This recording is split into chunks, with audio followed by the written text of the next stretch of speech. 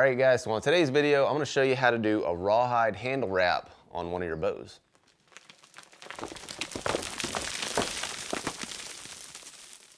All right, so to get this rawhide handle started, we're just gonna take a piece of scrap rawhide and cut it. You know, the dimensions don't have to be anything specific, but it needs to be long enough to wrap around the bow handle, obviously. And then your edges need to be squared up fairly well because we're going to end up sewing these two edges together on the bow. So once we have that thing cut, we're going to go ahead and just stick this down in some warm water and let it rehydrate so that it's pliable and we can shape it to the bow handle. Now rawhide, when it's wet and really saturated, you can shape this stuff pretty much around any kind of object as long as it doesn't have any big recesses or anything like that in it. When you're soaking it in the water, it helps if you crumble it up and twist it and pull it, and that just loosens those fibers up, helps that water penetrate, and makes it more pliable and easier to stretch around the bow handle. Once the rawhide is rehydrated, you take it out, squeeze out the water, and go ahead and just place it on the bow handle and really pull it around and get it down into the place where your thumb sits. Make sure it's fitted around the palm swell really well, and then stretch it over the back of the handle and pinch it together. Now once you have those two edges pinched together, you're going to go ahead and mark down the seam where they come together. And you can just take a ballpoint pen or something, put a couple of marks on there so that we'll know where to sew this thing up. So once you have the rawhide marked, we can sew it together. Now I'm going to do this on a sewing machine, but you don't have to have a sewing machine. You can certainly do this by hand. So we're going to take those marks that we put on the rawhide and match them up, and then we're going to stitch just inside that line so that it's just a little bit tight. If you make it just a little bit tight, you should still be able to stretch it over the handle so long as the handle doesn't have just a really big palm swell or some other crazy shape. Now if you do this by hand, you're probably not going to want to punch holes in the rawhide. You're going to want to get a leather needle that actually has a cutting edge on it, and so that you can keep your stitch holes as small as possible, because if you make your holes too big, when this dries, you're going to be able to see the handle underneath through those holes because the holes are going to get a little bit bigger. So once you have the rawhide all stitched up, we're just going to take and trim off this excess, leaving about 1/8 of an inch. Now we're going to take the handle material, turn it inside out so that the grain side is out, and bring it back over to the bow. And go ahead and slip it over the top limb or whatever limb would be easiest to slide the handle on, and make sure you have it the same way that it was when you marked it, and apply a little bit of wood glue, and I prefer Titebond 2 or Titebond 3. It's a waterproof wood glue.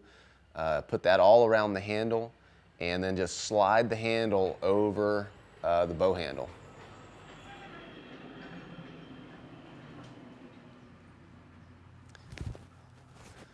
Once you've got the handle wrap over the bow handle, you can slide it around and manipulate it and make sure that it's really sitting down in all the recesses.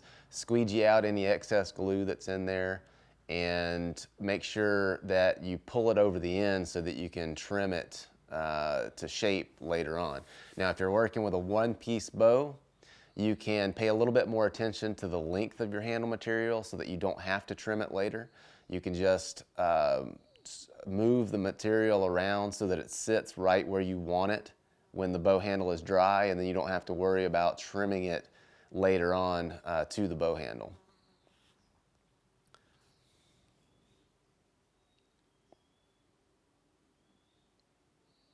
Now that you've got everything fit into place, if you want to, you can put a little bit of wood stain on there just to darken that handle up a little bit. You don't have to do that, but it adds a nice little touch. All right guys, so I let this handle sit in the sun for pretty much all day and then overnight. So this has been probably 18 hours or so that this rawhide's been on this handle, and it's pretty low humidity out here, and this stuff is hard as a rock. When this rawhide is cured out, you shouldn't be able to put any kind of mark in it or anything with your fingernail as far as like an indentation. It should be very hard when cured out. So now what we're gonna do is just go ahead and take a razor knife and trim this thing so that it fits really nice up against this handle and looks good. Now if you're working with a one-piece bow and you don't want to trim it, you know, you can, this rawhide is very pliable when it's wet, and so you could just take and move this stuff around and get the edges right where you want it, and they're not really going to shrink all that much, you know, this way. And so if you just get them right about where you want them and just let it dry that way, that'll be perfectly fine. But I'm gonna go ahead and just trim it because this piece was just a little bit big. I'm gonna trim up here around the arrow shelf and then also down here around the bottom of the handle.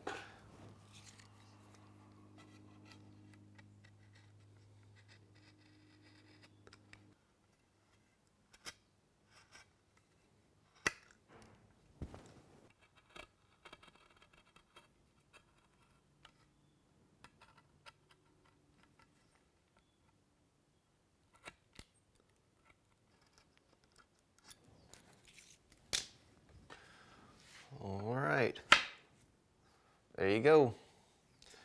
When that thing's strung up, nobody would ever know it's a two-piece, and it's got a nice, really thin handle material on it.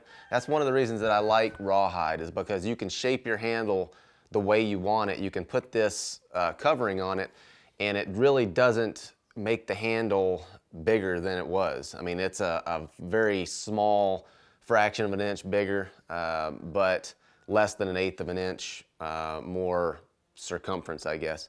But anyway, it's a very durable material, and if you seal it up, put some tung oil or whatever you seal your bow with, just put that over the rawhide, and it's actually pretty weather resistant as well. If you're curious about this bow and the two-piece thing that I've got going on here, I've actually got a 3-part series on my Patreon site at patreon.com/clayhays that takes you through the whole process of building one of these takedown self-bows. And that's in addition to a whole bunch of other content that I've got on there, bow building content. But if you're into bow building, you should check that site out. It doesn't cost very much to sign up, and you get access to a whole bunch of exclusive content that you don't get access to anywhere else. So for the guys that are already signed up for Patreon, I appreciate it, and don't forget to send me your questions. I'll try to answer anything that I can in video format, and then you know, stuff that's easier to answer, I can just answer it through the comments. But anyway, we'll see you there.